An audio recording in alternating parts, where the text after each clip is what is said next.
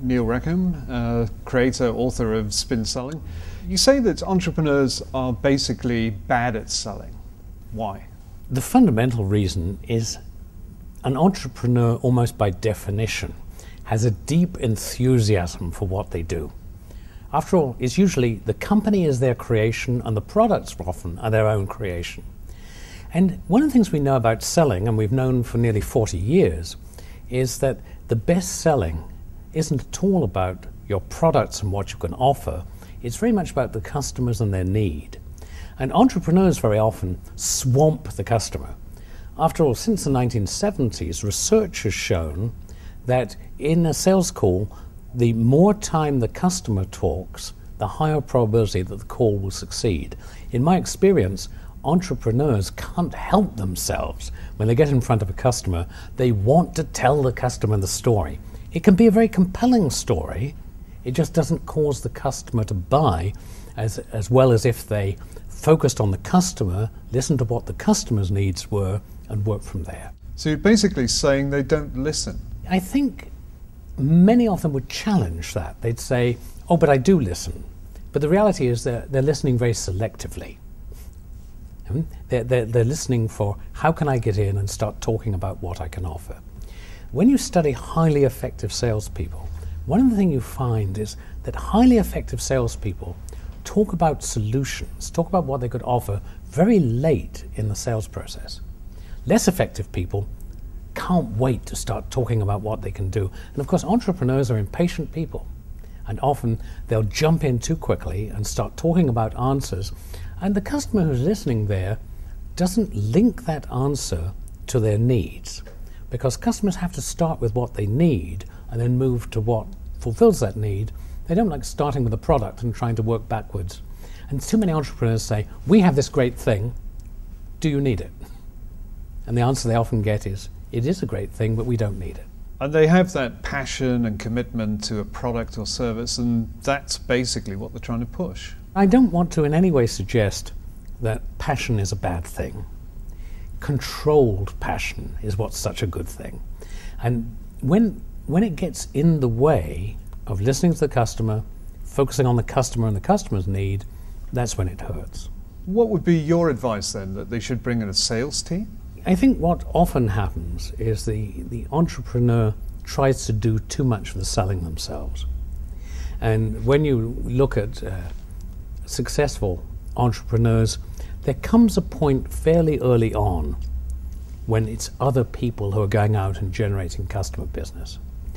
Now, having said that, the entrepreneur always does have a role in sales.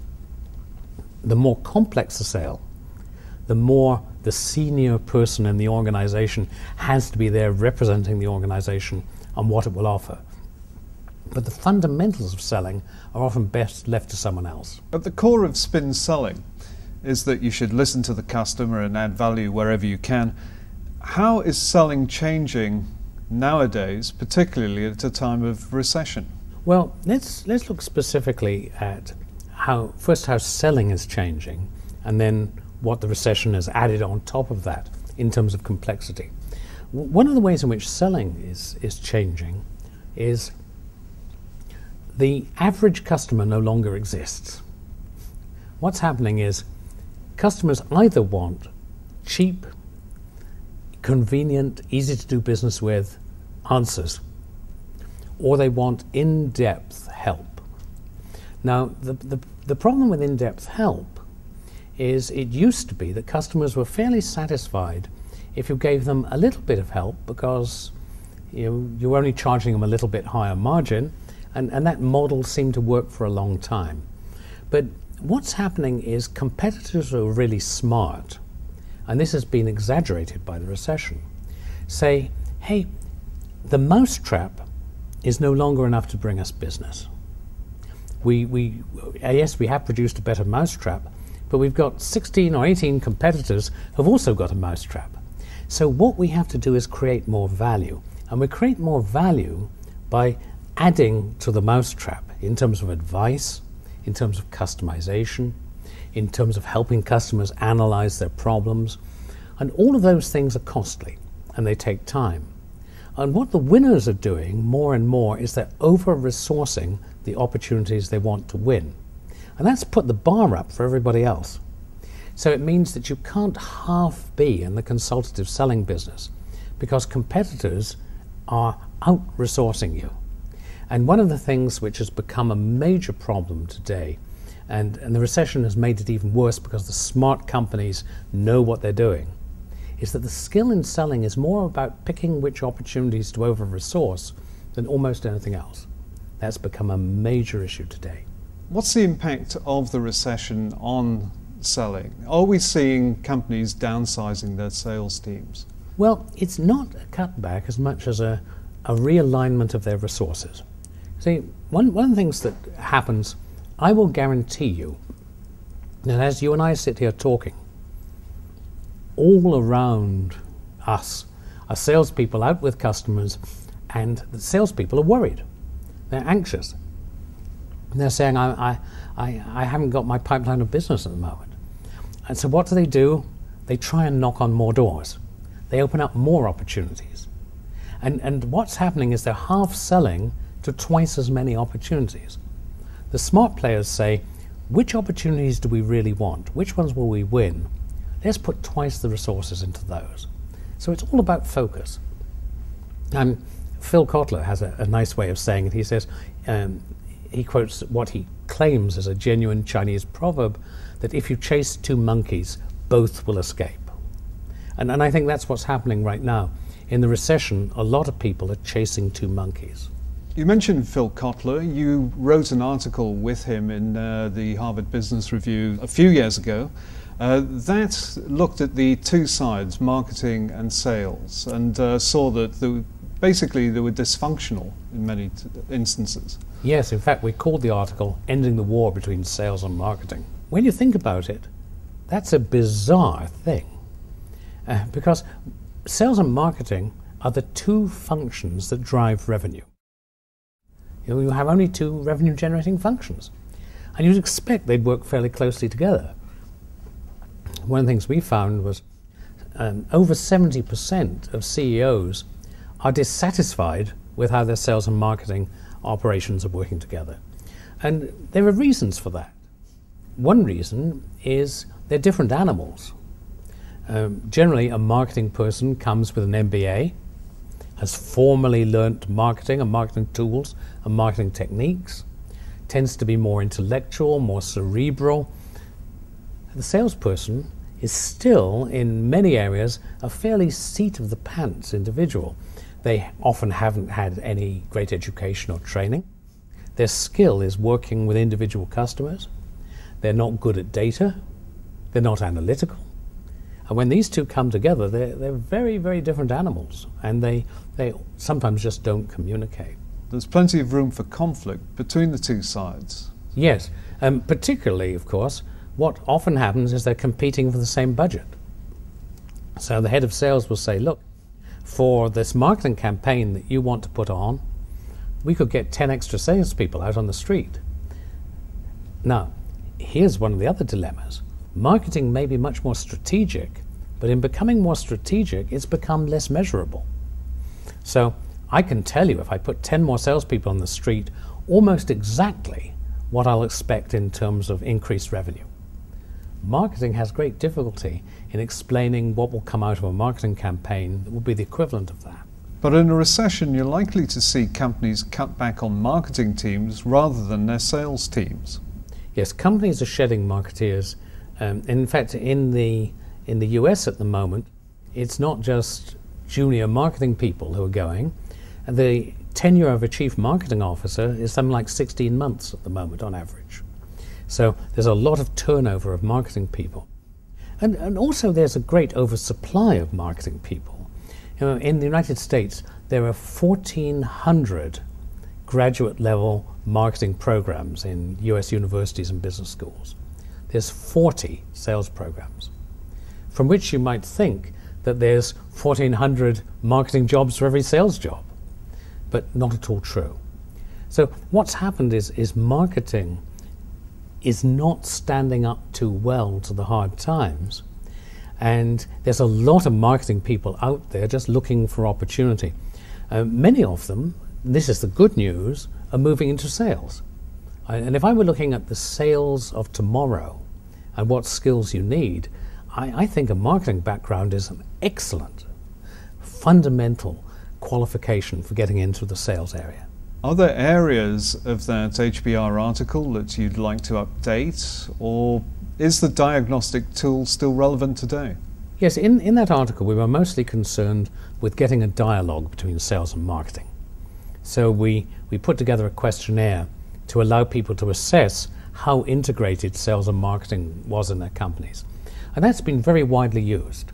In fact, there were more requests for reprints of that article than anything else that HBR had published in the 3 previous years. And I think it was mostly because it had a diagnostic tool in it that people found useful. But that got a dialogue going. It doesn't solve the problem. I think the thing which is interesting is, as selling is moving into 2 very distinct types of sale, the transactional sale, which tends to be a very low cost, standard product, customers self-select, they don't want salespeople, and the consultative sale, which is getting deeper and more complex and more sophisticated all the time. We understand the role of marketing in the transactional sale. Because after all, if you are trying to run a business where you're getting a lot of low-cost product out to a large customer base, the fundamental skills you need reside much more in marketing than in sales. A good brand is enormously helpful. Great advertising, it really helps. All of these things, databases, good collateral, the things that marketing traditionally produces are what drive the transactional sale. In fact, when Phil Kotler and I did a session for chief marketing officers at Kellogg last year, I did something rather naughty. I said, what are the competencies we need in the transactional sale? Where do they come from, sales or marketing? And most of the competencies, we all agreed, came from marketing. So I said, shouldn't marketing own transactional selling? And the majority of people put their hands up and said yes. And so I said, well, perhaps we should give you quotas, we should put you on commission. At the end of the year, if you don't perform, we should fire you. Can we take the vote again? Not so many hands up the second time. But quite seriously, in the transactional sale, the tools you need to drive the business largely come from marketing. And yet, very often, the transactional sale comes under sales, and there's an uneasiness there. We need to find a better way of bringing the marketing tools and marketing competencies to drive the kind of business where you have fairly standard products. Now, let's turn to the consultative sale. At the time I was writing the article, we were banging our heads together saying, well, what's the role of marketing in the consultative sale? And pupil of Phil's, Anil Menon, himself an ex-professor of marketing, was now SVP of marketing globally for IBM. And he raised a very interesting question. He said, the nature of the consultative sale is you're creating the solution as you sell. So how do you market a product that's being created as you sell it? That's the dilemma for marketing in the consultative sale. That's also a dilemma for entrepreneurs, though, isn't it? Yeah, I think it's a major business dilemma, because we're moving away from the era of stock solutions, except in that commodity sense of a high-volume transactional business. If we're in the consultative sale, where there's an awful lot of customization, we have to ask, well, what does marketing mean there? I think what it does mean is marketing has to provide tools to enable salespeople to create more customer value. And we've been experimenting with some of those tools, watching how successful companies work with things of that sort. I quote GE and IBM, both as very successful companies that are doing some quite interesting experimental work in terms of what's marketing roles in these large, complex consultative sales. But there is one role which I think is worth thinking about for, this is the dilemma for an entrepreneur or for anyone who's trying to run a successful business. I talked about the secret of success today in these large consultative sales is to choose which ones to over-resource. In IBM Global Services, for example, it costs $480,000 US to make a bid on a piece of business, whether they win it or whether they lose it. The issue is who chooses whether to pursue that piece of business. We can no longer let the salesperson make the choice. The decision's too big and too consequential. So this has become a new role for marketing. In companies like GE, they've worked on integrating sales and marketing in a sort of Six Sigma process of selecting which opportunities they're going to go after. We'll see more and more of that happening because the real skill today in selling lies very much in picking the winners, deciding which opportunities we're going to go for, over-investing in them, focusing on them. Neil Rackham, thanks for joining us. Thank you.